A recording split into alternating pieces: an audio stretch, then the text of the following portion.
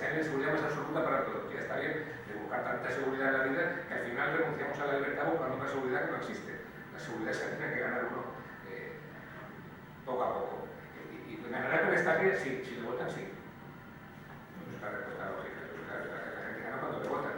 ¿Hay motivos para votarle? Sí, porque hay una postura muy diferenciada que yo defino rápidamente. Cuando se le pregunta, ¿usted tiene propuesta territorial? Sí, tenemos un problema en Cataluña, un problema en el País Bajo con distintas intensidades, incluso en la Comunidad Valenciana, llevamos años con esa historia, incluso en la propia Galicia, es que a la gente se le olvida que la Constitución del 31, algunas comunidades ya tenían el Estatuto aprobado y que viene con un sentimiento de nacionalidad que viene muy atrás. A la gente se le olvida que si en 1714 el ejército, en vez de irse a Cataluña, su ida a Portugal, pues Portugal sería una comunidad autónoma de España y Cataluña sería Estado independiente. Eso no es jugada de la historia. Y como bien decía él esta mañana, 500 años de historia de España no justifican 5 más. Los 5 siguientes los hemos de construir con la realidad que tenemos. Por tanto, sí a un proceso constituyente nuevo, tranquilo, sosegado, en el que la gente pueda opinar sobre la forma de Estado que quiere. En el siglo XXI, cuando yo digo estas cosas en la Facultad de Derecho, hay gente que se queda sin palabras. En el siglo XXI, la jefatura de Estado tiene que ser algo más que un acto de cama. No puede ser un acto de generación de un ser nuevo. No es normal, si nos paramos a pensarlo, con una niña de 10 años que está haciendo instrucción militar. No es normal, tiene que estar jugando a la muñeca de famosa. Y luego ya veremos. O sea, lo normal es que los ciudadanos elijan a sus representantes. Máximo cuando la gente que tiene 52 años en España no vota la Constitución y los que tienen 35 ni han visto a sus padres votar. Pues una propuesta, por tanto, de apertura sosegada, no revolicadora, pero sí de cambio para adaptar el Estado a las necesidades que la sociedad actual plantea igual el tema de las relaciones Iglesia-Estado. Es que el concordato que tenemos, que se hizo un mes después de la Constitución y se negoció antes, es inconstitucional desde entonces. Somos el único país de la Europa democrática avanzada, incluidos algunos estados más católicos, que mantiene ese tipo de concordato. Y eso, incluso cuando yo he hablado con algunos cardenales que por razones profesionales, efectivamente, he tenido que hablar con algunos y con algún obispo latinoamericano, incluso por razones de problemas con la guerrilla colombiana, por ejemplo, que sabéis que está trabajando mucho en América Latina, ellos mismos en la confesión personal, digo la confesión, usando la expresión católica, pues no lo entienden. Por tanto, ¿estamos en situación de dar un paso más a la confesionalidad? Sí. ¿Por qué no se puede hablar en este país de laicidad, de la república? ¿Por qué no se puede hablar de Estado federal, plurinacional? Pues porque alguien dice que no y ya está. ¿Eso cómo se construye? Eso se construye con un partido en el que se recupere el partido. O sea, cuando dicen ahora, no hay que pensar en la dinámica de siempre. Cuando vais a votar al secretario general, pensar en preguntar a vuestros vecinos. No, yo no pregunto a ningún vecino nada. Yo le pregunto eso cuando vayamos a elegir al presidente del gobierno. Yo le pregunto a los afiliados, porque esta cosa es de ellos. Porque sin rescatar el partido para la causa, no podemos ofrecer nada a nuestros vecinos y a los demás. Primero hemos de rescatar el partido. ¿Cómo se lo rescata? Con un secretario general que a los 4 meses se va a volver a dejar huérfano el partido, con un número 2 que está pensando en ser ministro o en ser candidato a las europeas y volver a esquilmar los juegos del partido, que es lo que hemos hecho siempre cada vez que hemos gobernado, esquilmar el partido. Pues mire, no. El ejemplo más claro que pongo yo es que si un secretario general del partido, con un partido debilitado, es presidente del gobierno, una carta de un banco, que es el Banco Central Europeo, doblega al presidente, doblega al secretario general, doblega a un parlamentario, pero cuando un parlamentario ha doblegado al partido y el partido se ve la obligación de doblegar a los ciudadanos, entonces no podemos. Podemos otros, pero no podemos. Porque no es normal. Por tanto, si hubiera habido un contrapeso al presidente del gobierno en ese sentido, que el presidente del gobierno pudiera decir, mire usted, es que yo tengo un partido que atender, que está arraigado a la sociedad, que está potente, pues el Banco Central hubiera visto que tiene que tirar por otras vías. Yo siempre digo que si el día que va a plantear un hijo en Grecia que iba a hacer un referéndum, lo hubiera hecho y Zapatero lo hubiera seguido, la historia hubiera cambiado en Europa. No hubiera habido rescates, porque ellos, los poderes financieros, son potentes pero no son imbéciles y saben que tienen que negociar, pero como encontraron partidos flojos, poco sustentados, poco relacionados con la sociedad, no toleran, por tanto recuperar el partido. Y esa es la columna vertebral del programa de Tapia, ¿no? Recuperar el partido. ¿Y cómo se recupera? Cambiando la organización, devolviéndole la voz y el voto a los afiliados. A veces todos los afiliados no quieren decidir en la misma proporción que dicen quererlo. Ahora está, hay que cambiar, pero que me lo cambie. No, tiene que cambiar haciendo algo para que cambie. Y tiene que decidir, tiene que tomar partido por las ofertas que se hacen. Y ahí tienen las ofertas claras. Hay quien dice que respeta al Pacto Constitucional, que no habla de la República, y quien dice que sí. Hay quien dice que hay que modificar la Constitución y quien dice que sí. Hay quien plantea limitación de mandatos y hay quien dice que no. Hay Hay quien plantea un solo cargo, un solo sueldo, y hay quien no dice nada a ese respecto. Por tanto, es la hora de decidir. Y en ese sentido, como nosotros pensamos que la opción Tapias es coherente con la historia del partido, con lo que el partido lanza hacia el futuro y con lo que son los tropos básicos de la socialdemocracia clásica, que es cambiar la sociedad, no administrarla solo y garantizar que una sociedad sea decente, siendo igualitaria. ¿Cómo es igualitaria? Y no con cuello vago ganando todo lo mismo. No, levantándonos todos por la mañana, a la hora que sea, sabiendo que tenemos un médico, un maestro, una universidad y unos servicios sociales que nos atienden. Y esa es la esencia de la igualdad. Y si esa pregunta no la hacemos a la sociedad y al partido, ¿cuánto vale eso? ¿Y a cuánto salimos en función del poder adquisitivo de cada uno? Estoy hablando, por tanto, de obviedades, pero obviedades que hay que repetir porque se han olvidado. Entonces, quizá somos la candidatura de lo obvio, pero por ser lo obvio somos la alternativa. Porque lo demás ha dejado de ser ni siquiera obvio, es la tierra de nadie. Bueno, adapto este discurso, no cuestiono los poderes financieros, bueno, está la candidatura que cuestiona la fuerza de los poderes financieros, que quiere devolver la política a lo que tiene que hacer, que son los ciudadanos y la del partido de los militantes, que quiere transformar el partido para, desde esa recuperación del partido, hacer una oferta nueva que esté basada en lo que son los principios básicos de la izquierda. Bueno, pues eso es lo que voy a contar después, lo que defiendo ahora y los planes titulares que se pueden hacer, aparte de eso, es que puede haber sorpresas todavía, que aquí no hay nada escrito, que hay un partido en marcha y que pudiera incluso darse la circunstancia de que algunos tuvieran menos votos que avales y otros más avales que votos. ¿Por qué? Pues porque el partido todavía no se ha desprendido de algunas formas de actuar con orientación. Y no estoy culpando de la elección, también estoy responsabilizando a los afiliados. Aquí no ha habido ningún secretario general que haya dado un golpe de Estado. Todos han sido elegidos por delegados, que han sido elegidos en agrupaciones, que luego no se les ha pedido cuentas a ninguno de ellos y que hace 20 años que no debatimos enmiendas. Digámoslo claro, y que no la gente. Hace 20 años que mandamos las enmiendas a los congresos en un paquete. Y con el mismo voto, en 20 minutos, la misma mayoría aprueba que si suban las diputaciones o que se mantengan, que rompamos el concordato y que no, que todas las enmiendas, no, en un paquete para Madrid, que allí los técnicos del partido resuelvan. Cuando los afiliados delegan su discusión política y su debate, los técnicos del partido de Madrid son también responsables de la situación en la que estamos, en la medida que lo sea, pero no son. Por tanto, lo que yo pido a los afiliados es decide, opina y haz lo que pueda por ese partido que quiere que sea de izquierda. El 80% de nuestra base opina que el gobierno de la izquierda. Y una parte de ese 80% apoya a candidatos que no quieren dar ese giro de izquierda. Esta contradicción tiene que resolverse antes del domingo. Y eso es lo que intentamos hacer, todas las visitas que estamos haciendo por toda España. Y yo acompañando al candidato le digo, yo le digo simpáticamente, digo, soy tu marca blanca, cuando no quieres, no puedes ir tú, me llaman a mí. Pero bueno, lo hago muy gustoso porque lo conozco muchos años en solidez política, sé de su formación profesional y de su rigor en las ideas y sé de su posición honesta ante la vida. Y a mí eso me da mucha garantía para hacer poner media Andalucía lo he hecho y sin él en Galicia y la Comunidad Valenciana y la Murcia y pasado mañana Soria. Y donde me van a estar el domingo para poder intentar sacar esa candidatura adelante bajo el lema por nosotros que no quede. Vamos a intentar girar y pase lo que pase por nosotros, por la gente que nos sentimos de izquierda entre los partidos, no va a quedar. Ahora ya está la mano de los demás.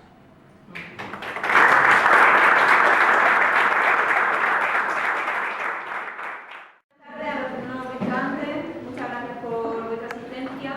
Este es un encuentro con militantes, simpatizantes, sé que hay ciudadanos que estaba interesado en conocer al compañero, antes de yo, compañero de la Comunidad Valenciana, militante desde, la verdad que siempre no lo consigo localizar, desde el 75, así que ha llovido bastante desde entonces y la lucha ha sido ardua.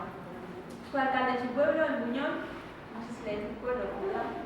Pero para nosotros, por el cariño, siempre nos llamamos, porque somos de pueblo, yo soy de pueblo también, porque se le tiene más cariño al sitio donde se vive cuando se le denomina pueblo, la ciudad parece que un poco más impersonal. Pero bueno, fue alcalde en su pueblo en el año 91 al 95, diputado en Cortes, la Corte Valenciana, eurodiputado hasta el 2 de julio de este mismo año.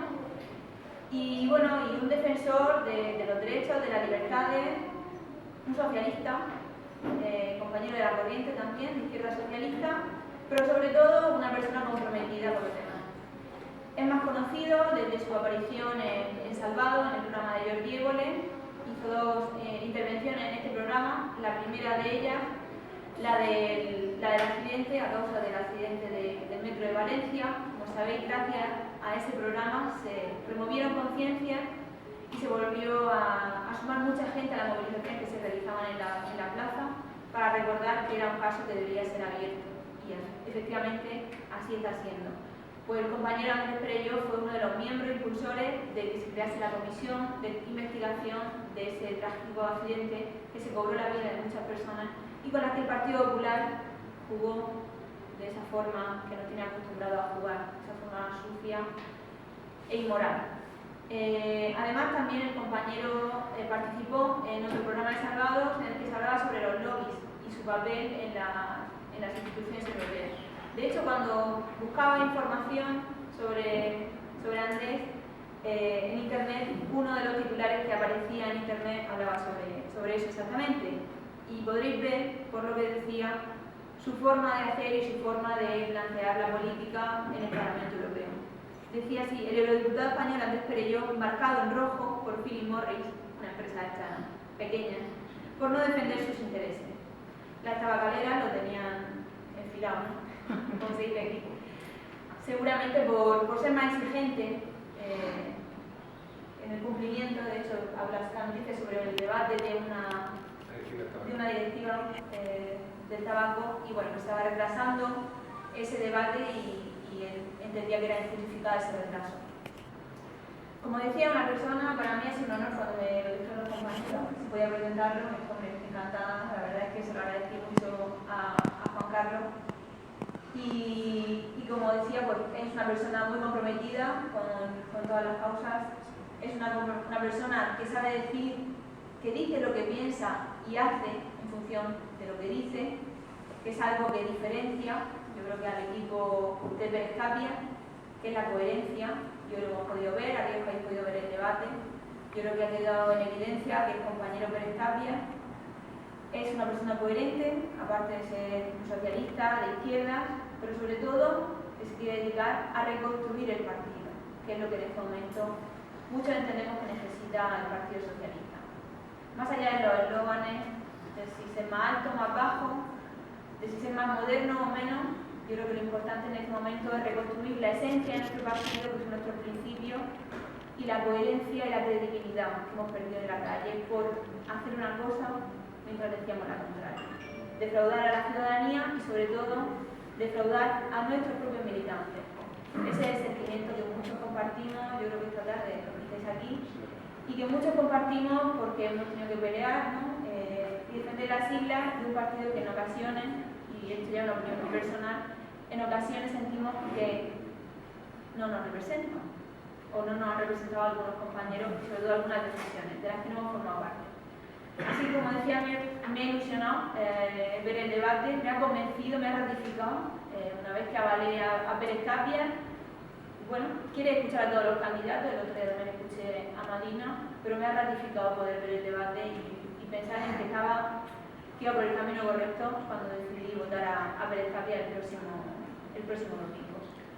Sin más, le doy la palabra al compañero Andrés y te agradezco y te doy la bienvenida a Murcia. Muchísimas gracias por este esfuerzo y cuéntanos un poco más de las entrañas de ese...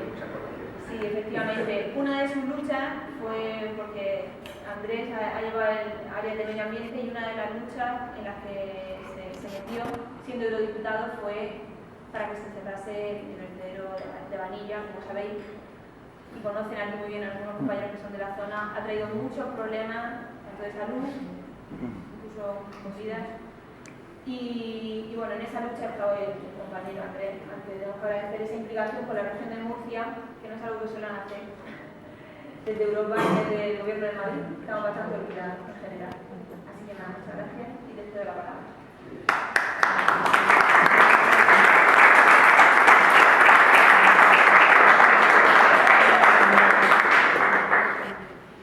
Bueno, pues buenas tardes a los que llegáis ahora y de nuevo a los que estabais un ratito antes cuando hablamos de prensa arriba. Gracias por estar aquí un lunes a estas horas. Siempre agradecer, siempre que vamos a cualquier sitio de esta campaña. Yo que no he hecho campaña por primera vez en muchos años, no he hecho campaña electoral en las europeas, porque estuve de observador en Egipto en las elecciones y en un curso sobre política en la Sorbona en París. Pues ahora estoy haciendo una campaña como si fueran elecciones, o sea, me he hecho media España. Y contar los compañeros, igual cuando vamos a los mítines, hay una cosa absolutamente curiosa, ¿no? Ha dicho muchas cosas, Andrea. Yo creo que decía un socialista, yo confesarlo cuando me dicen, ¿usted es socialista? Digo, pues no, porque si lo pienso, de verdad, llevo 39 años intentándolo y no lo he conseguido. No lo he conseguido todavía. Es dificilísimo ser socialista. Y en algunos momentos carísimo. Por tanto, no me atrevo todavía a presentarme como un socialista porque solo estoy un rato, solo estoy 39 años, que en la vida de una persona es mucho, pero en la vida de las ideas y del mundo es un respiro. Y lo que sí que garantizo es que hago lo que puedo, porque llegar a serlo, lo intento. Y luego lo intento pues, con esas cosas que dice ella, que a veces se entienden como cualidades especiales. No, uno solo puede llegar a comenzar a ser socialista desde el compromiso. Igual que solo puede llegar a ser otras cosas en la vida. Si no hay compromiso, pues prácticamente no hay nada. Yo estoy asombrado desde hace mucho tiempo cuando pongo estas tertulias que nos invaden y tanto perjudican la cultura y el pensamiento, especialmente en nuestro país, porque en Europa no es así. Yo me acuerdo cuando estaba en el Parlamento Europeo, llegaba por la noche tarde al hotel, ponía una tele, veía la francesa o la belga y siempre encontraba debates. Había programas de entretenimiento, pero siempre encontrabas un debate entre diputados y gente, entre ministros y diputados, entre ministros y gente de asociaciones. Esto en España es absolutamente prohibido. Hemos llegado a un nivel en el que se triunfa lo mediocre, lo no comprometido y lo anodino. Es decir, de tal manera que si tú estás haciendo política estás alejado de los ciudadanos, pero si como diputado llamas a una asociación para ir a contarles algo, dicen, no, porque aquí no hacemos política. Por lo cual es el estado ideal para manipular a la sociedad. O sea, aquí no hacemos política. Oiga, si yo no vengo a decirle que haga política ni que se afilie en ningún sitio, vengo a que me pida cuentas como parte de la cosa pública que soy, a explicarle qué hago y a que me diga que le parece bien o mal. Pero como hemos dividido la sociedad en dos clases, malos y buenos, y los malos hemos referenciado los que hacen política, sean concejales, presidentes de comunidad o lo que sea, y quién son los buenos, pues todos los demás. Todos los demás son honorables amas de casa o vamos de casa, profesores de universidad, médicos, curas pederastas, barberos sin escrúpulos, abogados aprensivos, todos esos que son buenos. ¿Por qué? Porque no hacen política. Periodistas a sueldo, no hacen política, no tienen cargo, otra cosa es que no hagan política. Esto es lo que tenemos que, de alguna manera, ir rompiendo. Eso se culmina cuando ponen la televisión y unos tertulianos que dicen yo, como imparcial, equidistante e independiente que soy, yo he oído falacias en la vida, pero como cosa tan gorda y que encima les pagan 600 euros por hablar media hora, desde la equidistancia, la imparcialidad y la independencia, yo no sé a qué creer la vida, pero yo cuando me recuerdo un debate que estuve hace poco, en el que le dije, pues mire, si usted es así, y ya tiene una edad, cuando se muera debería dejar escrito que lo entierren sin nada, sin ataúd y sin nada en el suelo, para que se convierta en lo que usted es, que es un saco de abono, para que abone cuanto antes la tierra, que será una misión que habrá hecho a lo largo de su vida, es decir, de 70 y tantos años. Porque si ha sido capaz de vivir 76 años, sin compromiso de ningún tipo, estando a la misma distancia del bien y del mal, es que sin tomar partido por nada, y encima viene aquí a venderlo como un mérito, usted es un saco de abono. Bueno, se montó una pirula tremenda, pero claro, es que ¿cómo se puede vender eso como un mérito? El mérito es pues, la persona que se compromete con sus vecinos, o con una causa, o con el Sáhara, o con tal, o con los cristianos de base, o con aquí, o con quien sea, pero tiene un compromiso que te puede gustar o no, pero está haciendo algo de lo suyo, esto hay que recuperarlo. Parece que vamos a un lugar en que nadie hace nada por nada. Y eso ha afectado de lleno también a la cultura de nuestro partido. Venimos, lo comentaba antes arriba, venimos de una cultura. Yo recuerdo que tenía una tía que ya murió cuando éramos quien éramos. Digo cuando éramos quien éramos porque esta mañana me decía una militante parecida, con lo que hemos sido. Y yo decía, bueno, sí, pero no podemos vivir de la renta de lo que hemos sido. Tenemos que decir qué queremos ser. Lo que hemos sido ya lo hemos sido, hemos gobernado muchos sitios y tal. Y mi tía siempre decía, es que antes era diferente, pero cuando teníamos un problema, acuerdo, cuando empezamos a tenerlo, decíamos, pero Felipe saldrá en el telediario de las 9 y el telediario de las 9 explicará, y Felipe salía y lo explicaba.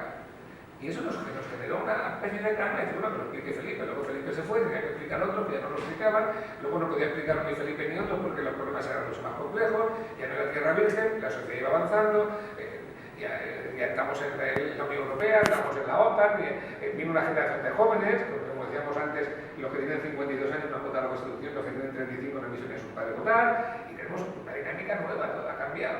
Y llegamos donde llegamos ahora, a esto que la gente le llama crisis y que no es una crisis.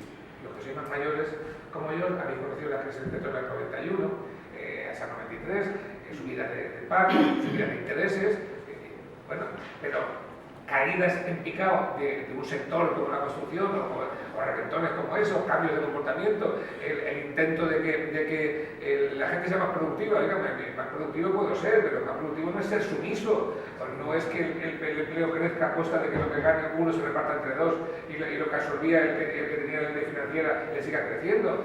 A ver de qué estamos hablando de un fin de época. De un fin de época. Es decir, se ha caído una época entera en la que tenemos, desde mi punto de vista, que generar un discurso nuevo y que no lo estamos generando porque no nos hemos dado cuenta todavía de que los partidos nos hemos caído con ese fin de época. Porque eso resurge como setas, una cosa nueva que aparenta dar un discurso a esa época o que hace acupuntura política, como estaba aplicando a la norma de derecho la semana pasada, ¿qué pasaba entre los partidos grandes y Podemos? Al que yo rogaría a los afiliados de nuestro partido que dejaran de criticar y que estén tranquilos y que hagan lo que tengan que hacer. Nosotros vamos a ver si analizamos lo nuestro y hacemos lo nuestro, porque estamos sin quererlo involuntariamente haciendo un campañón que ya lo quisieran muchos para sí. Bajo el lema que le hable de tiempo, aunque sepa mal, solo no se habla de los muertos, los vivos se sabe que está vivo porque tiene dolores, porque de vez en cuando te sonríes y porque alguien habla de ti. Si esa cosa no pasa, no está muerto. Nosotros estamos justificando la vida de variaciones políticas, primero como afiliados, ya no la culpa a la dirección del partido de todo lo que pasa, cuando tenemos una parte de responsabilidad como afiliados, y luego como colectivo se no es la culpa a Podemos de lo que nos ha pasado, cuando sería sensato que nos sentáramos y pensáramos qué hemos hecho nosotros para merecer esto. A lo mejor alguna cosa hemos hecho, y en eso es lo que digo, que nuestro partido se ha afectado mucho, y no de ahora. Echamos la vista atrás. ¿Cuántos años hace que hemos renunciado a debatir en las agrupaciones? ¿Cuántos años hace que estamos mandando los paquetes de enmiendas a los congresos? Por la misma mayoría de votos, por el voto de las mismas personas. La que propone que la Diputación se anule, se desaparezca, y la que propone que se mantenga. Votás a Madrid, y así lo discutimos, y así no nos señalamos, y así no opinamos. La que propone que se rompa el concurso y la que propone que se mantenga. En la misma asamblea, todas, 300 enmiendas, todas a Madrid. Oiga, pero tendrán que hacer una criba como hacen en el Partido Socialista francés, como hacen en el belga, como hacen. Yo he estado en discusiones en todos estos partidos, he estado en Suecia, he estado incluso en el holandés, y la gente no hace ese granel. Discuten, claro, pues esas discusiones, que incluso a veces provocan enfados, les permiten luego ese background que van tomando, poder debatir en el club de jubilados, en la reunión de vecinos, incluso con la panadera de su barrio. Y la panadera que es afiliada debate con la vecina porque tiene conocimiento de lo que se está haciendo. No renuncia, no delega. Por tanto, cuando estamos hablando de la dirección, que desde mi punto de vista tiene muchos errores, está ahí otras, también hay que decir honestamente que ninguno de los acaba de un golpe de Estado, lo dio Zapatero de la Nación, lo colocamos nosotros, por nuestra voluntad, por nuestro legítimo voto, y muchas veces con nuestra delegación de responsabilidad que teníamos que tener. Yo ahora, cuando todo el mundo dice que cambien, todo el mundo quiere que cambien. Vamos a ver cómo cambian las cosas, pero estamos un poco como, y permitidme que haga un ejemplo grosero, como cuando estaba la lucha contra la esclavitud, en el que no fue tan rápido como la gente piensa, que había esclavos que les decían, sí, rompamos cadenas, se rompían cadenas, y ellos no decían, pero bueno, un momento, pero tendremos comida y somos libres, y luego a la hacienda del azúcar, ¿quién dirá que tiene que ir a cortar? No, lo hemos decidido nosotros. Pues yo casi me quedo, porque este jefe ya es muy cruel, pero no me pega y me da de comer. Pero él es el que dice qué caña de azúcar hay que cortar, cuánto café hay que coger, y la comida la pone mejor o peor. Y aceptaba la renuncia a su libertad por la seguridad que le daba la comida. Y ese es un ejemplo grosero, pero cuando yo hablo con algunos compañeros, tengo la sensación de que quieren que cambie, dicen que cámbialo tú. No, yo no. ¿Tú qué quieres que cambie? El modelo del partido. Pues elige entre las ofertas que tienes a alguien que se comprometa a cambiar el modelo del partido, y si no lo hace, pídele cuentas después. Sé tú. Toma las riendas, porque si no, no valdrá de nada. Cuando alguien, en estos días de los avales, yo entiendo cómo funciona el partido, entiendo la ascendencia que tenemos, y en algunos casos legítima, ¿no? De alguien que confía en otro y le pregunta, ¿no? Igual que alguien que pregunta en la calle, en las elecciones, a quién votaría. Eso lo entiendo. Pero claro, me cuesta más entender que alguien te diga, es que como trabajo en tal reputación, en tal sitio tal, me han dicho que si no avalo, pues igual me arriesgo. Vamos a ver. Si avalas a quien no quieres y votas a quien no te gusta, tenemos que hacer una reflexión. A mí me ha parecido siempre que votar, y en este caso podríamos incluir avalar, en nuestro caso, es uno de los más altos grados de la dignidad humana. Porque vamos a tomar la decisión de qué modelo de vida quieres, quién quieres que no gobierne, quién quieres que te administre. Pero para mí eso es muy importante en la vida, es un alto grado de la dignidad humana, donde la dignidad humana se manifiesta. Si tú avalas a quien no quieres, votas a quien no quieres, tienes que sentarte después de hacer eso en tu casa, ahí con la luz tenue, y pensar qué grado de renuncia a mi dignidad personal he hecho. Y si es mucho, la siguiente pregunta es, ¿con la dignidad que me queda puedo salir a la calle a gritar por la dignidad de los demás?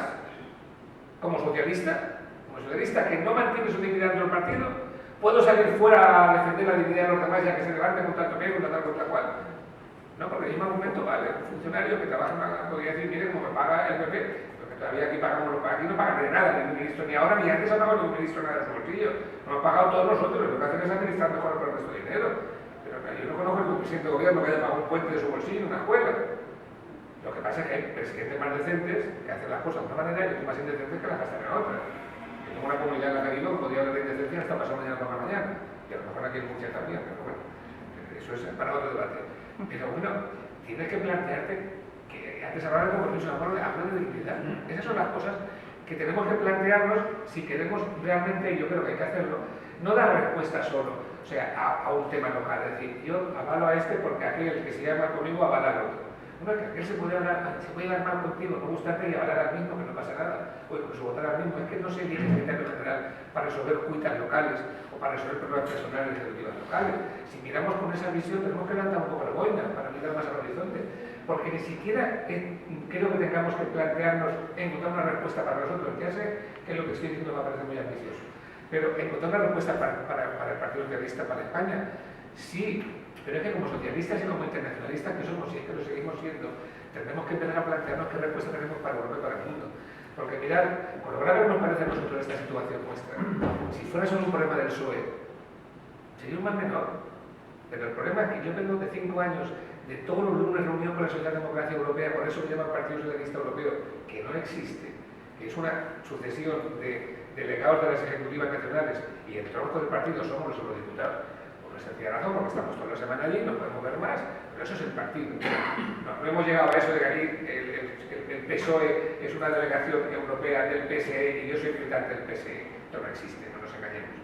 Pero si eso quiere representar la democracia europea, la democracia europea está muy malita, porque ha ido de cuando pintaba el mapa de rojo a confraternizar demasiado con algunos poderes financieros y a entender que esto iba a funcionar toda la vida con un pacto con la democracia cristiana antigua y la socialdemocracia en Europa se construía así, que en parte es verdad que se construía así, a la tercera vía, de la que ahora yo, que le presenté un voto de censura a Tony Blair en el Congreso de Internacional Socialista de Sao Paulo hace muchos años, por lo cual nunca me he vuelto como delegado, ahora de vez en cuando lo defiendo, porque ahora todos los que aplican la tercera vía en el resto de países lo atacan y digo, pero vamos a ver, usted no puede atacar a Tony Blair, que usted la aplicó en Dinamarca, que usted la aplicó en Holanda, pero ¿de qué estamos hablando? Seamos un poco consecuentes con lo nuestro.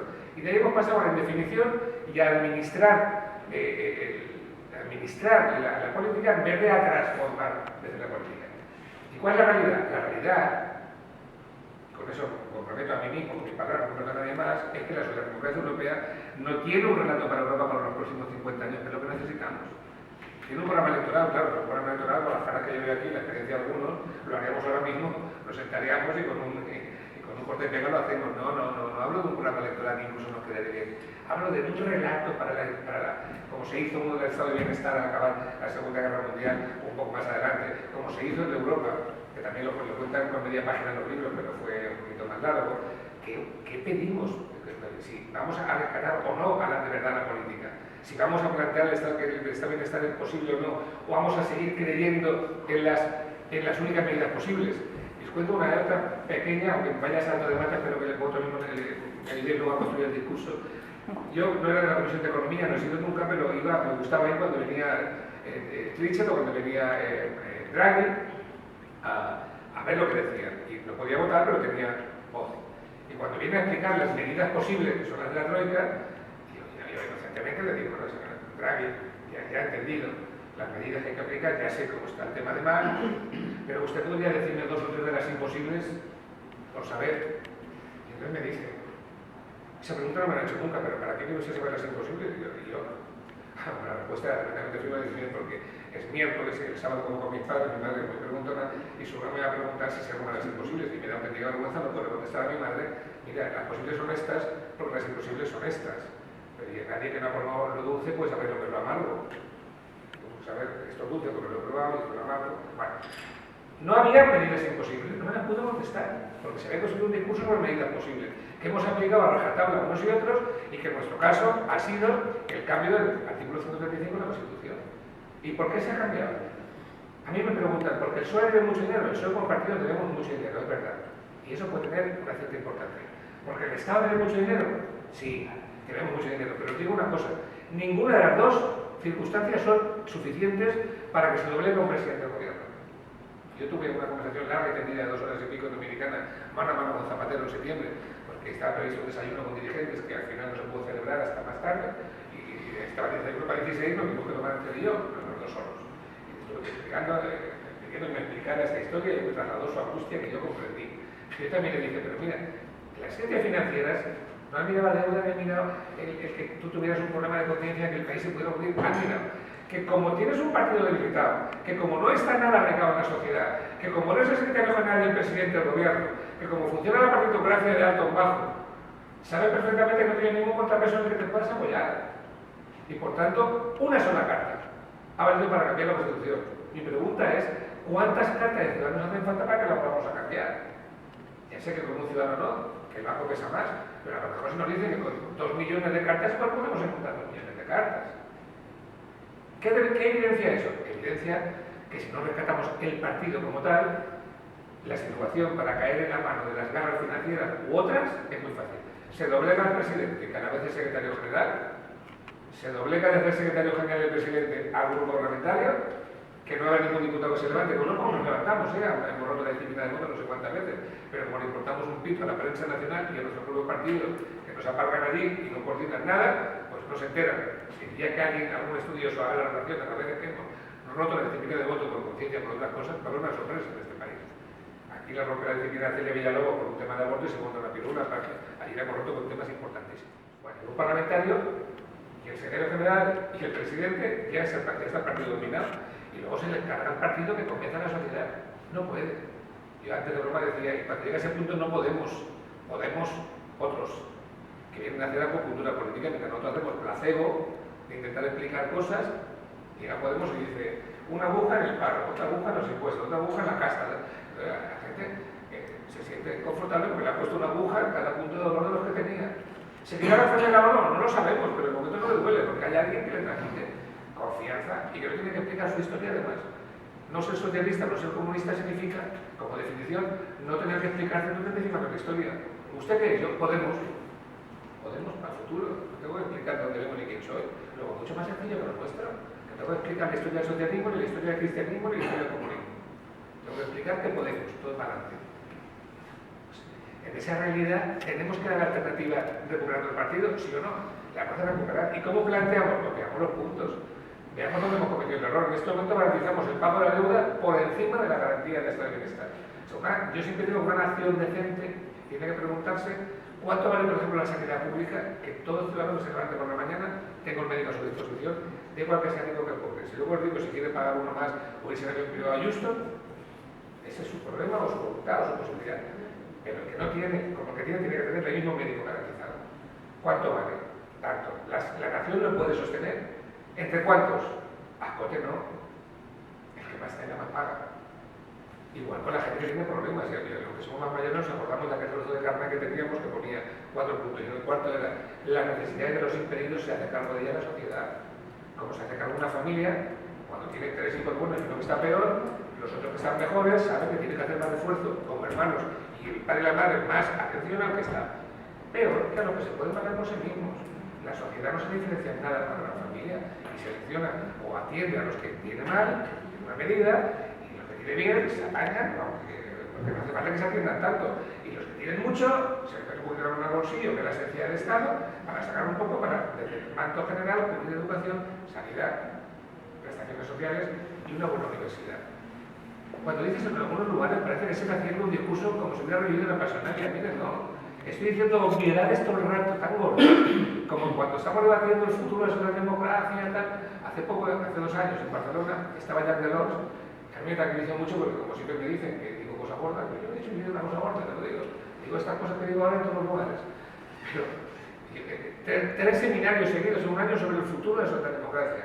Y yo al final dije en Barcelona, oiga, mire, vamos a hacer lo que sea, hacemos falta. Porque a lo mejor no hacemos falta para que tengamos que buscar el futuro. Yo creo que hacemos falta. Y si hacemos falta, ¿cuál es el futuro? Pues el futuro es el de siempre, sea la democracia, o es esas 4 cosas: igualdad, justicia social, solidaridad. Con esas 4 cosas que nos dan la igualdad, médico, maestro, universidad, servicios sociales, no es nada. ¿Qué tiene que hacer usted? Plantearse ahora como si antiguamente recaudaba de una manera, ahora igual recauda de otra. A lo mejor, si donde había 100 trabajadores, ahora hay una máquina con una tecnología punta que tiene 2, tenemos que plantearnos si le ponemos un impuesto a la máquina o si fusilamos 98 para que no estén padeciendo. Pero antiguamente le ponía usted el impuesto al patrono, ahora igual se lo pone al patrono y a la máquina. Es plantear desde esa filosofía. No soy un antiguo, no digo que haya que ir con la planeta, digo que desde el planteamiento de justicia social, de globalización, pero también de globalización de la sindicación, de la justicia social y de los derechos humanos, vayamos más adelante. Y ahí es donde tenemos que construir nosotros el relato, y ahí es donde se unen las raíces del programa que presenta Penestatia. Yo me extiendo siempre un poco más en el tema internacional porque trabajo con el tema internacional y el tema europeo, porque no considero que tengamos que hacer solo un relato para España, porque el Partido Socialista Obrero Español, si logra recuperarse y recuperar afiliados y electores que han perdido mucho, debería recuperar Europa. O sea, yo les digo a veces a los jóvenes en la universidad, cuando me invitan a charlas, miren, si Víctor Hugo se levantara ahora en la Asamblea Nacional Francesa, que la gente solamente lo conoce como escritor, pero se le olvida que fue diputado socialista y que hizo el magnífico discurso en 1851 con la proclamación de los Estados Unidos de Europa que había que hacer, que era el precursor de la Unión Europea. La Unión Europea la que tenemos ahora todos los años el 9 de mayo, el discurso de Schuman, los padres fundadores, que son fundadores. Pero oiga, yo no me imagino a Schuman el día 9 de mayo diciendo a su mujer, preparando desayuno, no, pues no lo pongas aún que voy a hacer un discurso, que voy a hacer la Unión Europea. No, mira, vamos a ver de dónde le viene la ciencia infusa a Schuman. Antes de eso hubo la conferencia de La Haya, antes hubo mucho más antes desde Diocleciano para acá de los romanos teníamos una guerra en la que era imposible tener 20 años y no huir de la guerra o ser reclutar la guerra.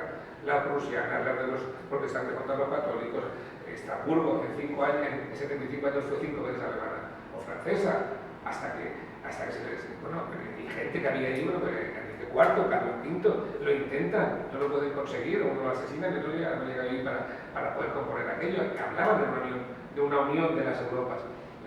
No era posible. ¿Quién aporta mucho? Y cuando digo eso también se escandalizan mucho. Pues aporta mucho la Unión Europea, Hitler, que aporta 60 millones de muertos, y en ese momento, después de la Primera Guerra y todas las demás, fijaros si es lento el proceso mental, no es anormal que al suelo se esté costando tanto cambiar. Porque los europeos tuvieron que tener 70 millones de muertos, desde Diocleciano hasta aquí, un montón de guerras, para decir, tenemos que hacer algo. Somos el único territorio que no ha roto fronteras, hasta el Imperio Zulú amplió para defender a los suyos, el Imperio de Ghana, que no está por ahí nada escrito, pero lo hubo, los aztecas, el otomano, saltando la historia, todos intentaban ampliar fronteras, entenderse para tener más espacio para defender a los suyos, y la Unión Europea mantuvo lenguas, fronteras y guerra por eso. Hasta que a alguien se le ocurre, y ahora eso, que se construye, es verdad que antes he hecho una referencia al error de la socialdemocracia. La socialdemocracia comete dos errores en esos últimos tiempos. Uno, creer que la democracia cristiana es la de siempre, la derecha actual es la democracia cristiana, y dos, pensar la gran victoria de la caída del muro de Berlín, que suponía que por fin se demostraba que la igualdad sin libertad no era posible, que todo el mundo clamarían aplausos a nosotros, porque se había demostrado que el gobierno democrático tenía razón. Nada más lejos, todavía no están tirando cajotes del muro de Berlín a la espalda por ser primos de los que estaban dentro. Lo cierto es que, sin analizar nada de allí, del sufrimiento de aquellos y la amenaza de aquellos, llegamos a un acuerdo. Los que tenían dinero, los conservadores, junto con los sindicatos de la socialdemocracia, pactan, mire, si usted paga impuestos para que yo tenga sanidad, lo acabamos de hablar, yo le respeto a usted la propiedad. Entonces, bueno, pues, entre que me quiten la propiedad como han hecho detrás del muro, o que me la mantengan y tal, pues pago impuestos, llegamos a un buen acuerdo y empieza el estado de bienestar. ¿Y por qué es fácil eso y es fácil empezar la Unión Europea después?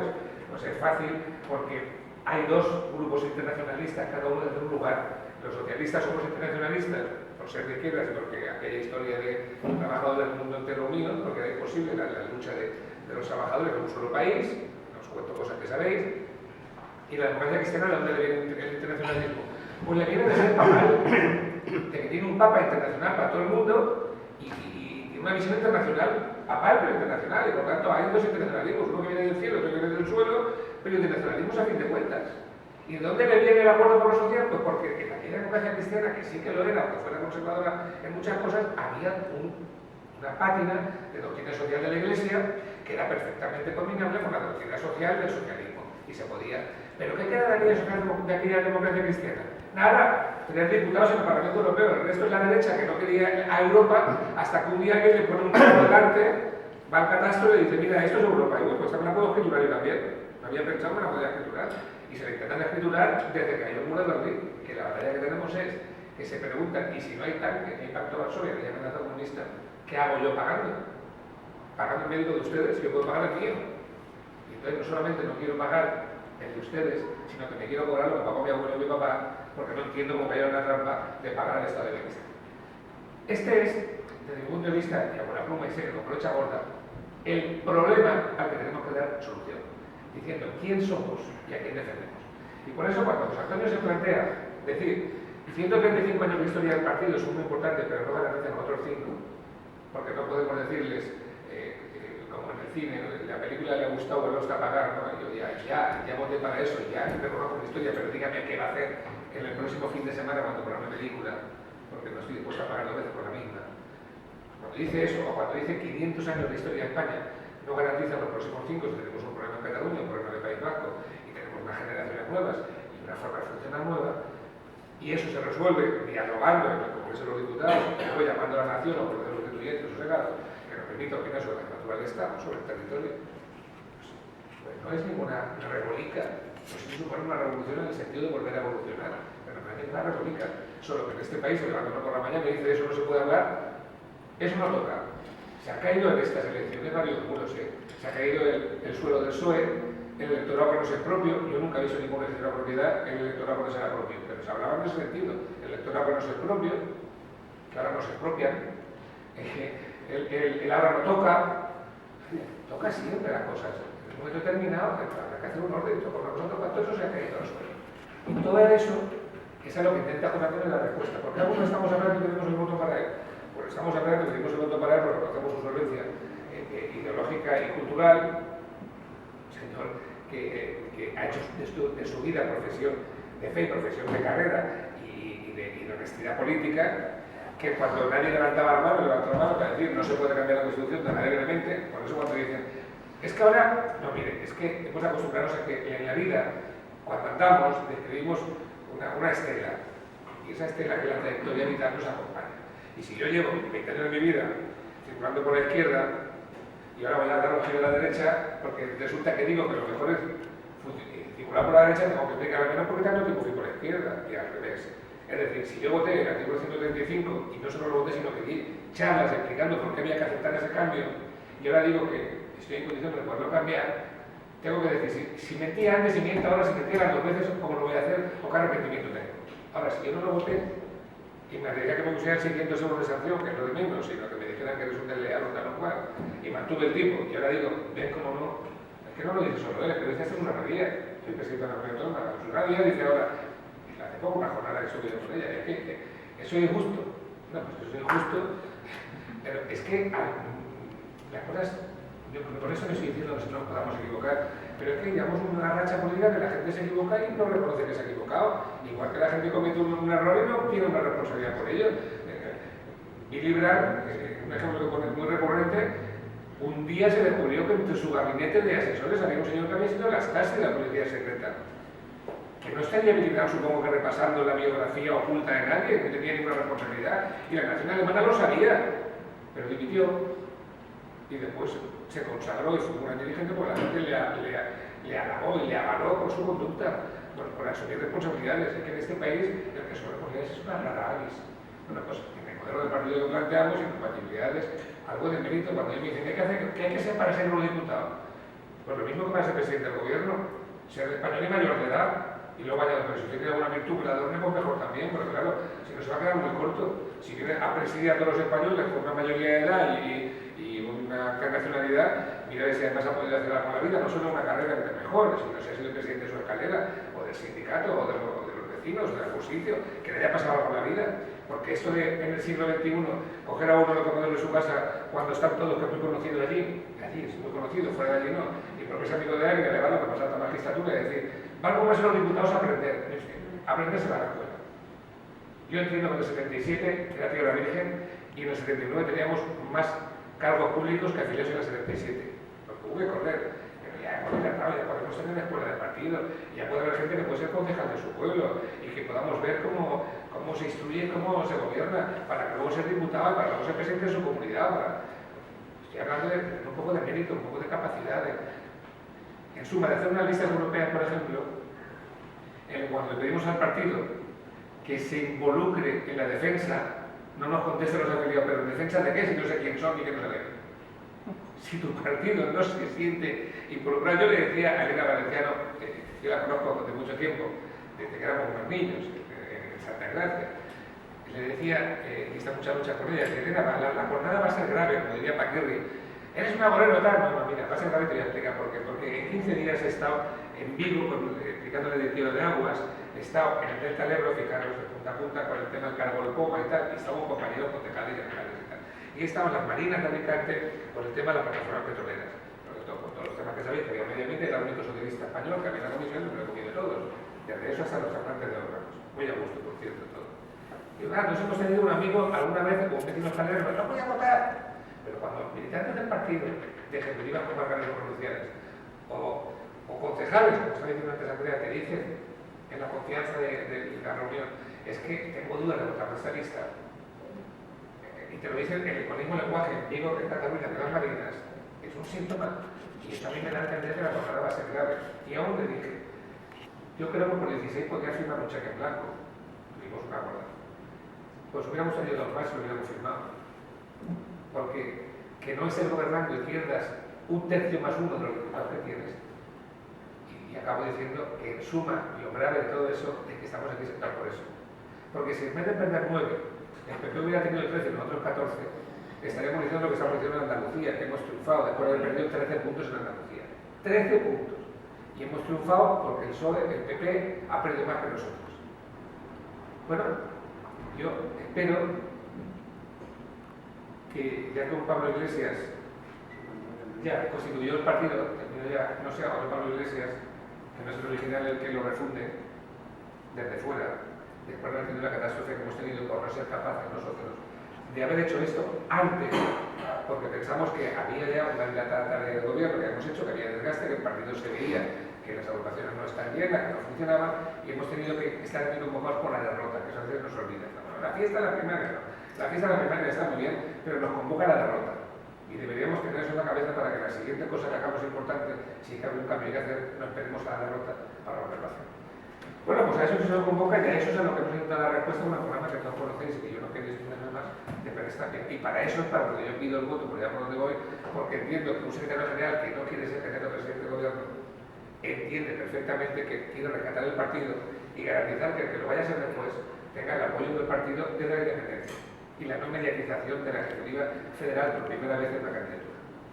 Esa es la clave, aparte de lo que os he dicho, que a mí me llevó, cuando me lo dijo personalmente, que hablamos bastante antes de que aceptara el cargo, me dijo eso, ¿qué opina? Le dije, opino, no, estoy convencido y si lo hace voy a estar a tu disposición. Y es cierto que tampoco pensaba que estaba a disposición sin tener gobierno de España. Pensaba que era otra cosa más liviana, pero bueno, como digo, no lo estoy cumpliendo. Y eso es lo que me da a mí la posibilidad de defenderlo abiertamente como si fuera un candidato yo. Ahí lo dejo, sé que he dicho muchas cosas en muy poco tiempo y me hago lo que me digáis, lo que queráis, discrepancias, opiniones y añadidos. Muy bien, gracias, Andrés.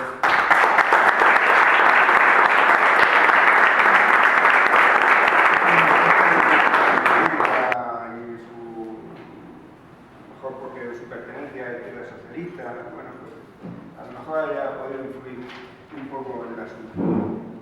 Yo quería resaltar además de todo los puntos que está defendiendo José Antonio Perestapia, sobre todo el punto de vista de la conducta, ¿no? Que tenemos que mejorar los cargos políticos, los políticos tenemos que mejorar en la conducta. Y una imagen, un ejemplo claro lo tenemos en Andrés. Andrés, que ha sido un trabajador incansable en las redes sociales, ha explicado por activa y por pasiva todo lo que ha hecho, dónde ha estado en cada momento sabemos dónde estaba y qué es lo que estaba haciendo. Se ha metido en camisa de 12 varas. La última yo recuerdo que por el privado le decía, oye Andrés, ya que sé que estás investigando lo del aeropuerto de Castellón, a ver si puedes preguntar por lo de Corbera, a ver si podemos indagar, que vamos todos en el mismo. Y él, pues, allá por donde podía, pues intentaba, ¿no? Luego su conducta, sabéis que el tema de los seguros, con las compañías de seguros, las pólizas de seguros, que lo he escuchado algunas tiempos que sale primero diciendo, oye, que yo cotizo en la Seguridad Social de España. Es así. Bueno, en fin. Quiero decir que el ejemplo de la conducta lo tenemos que tener siempre muy presente. Y yo le pedí a Andrés el viernes, oye, ¿puedes venir a Murcia a dar una charla a apoyar la candidatura de José Antonio Pérez Tapia? Y tardó 2 segundos. Sí, ahí estoy.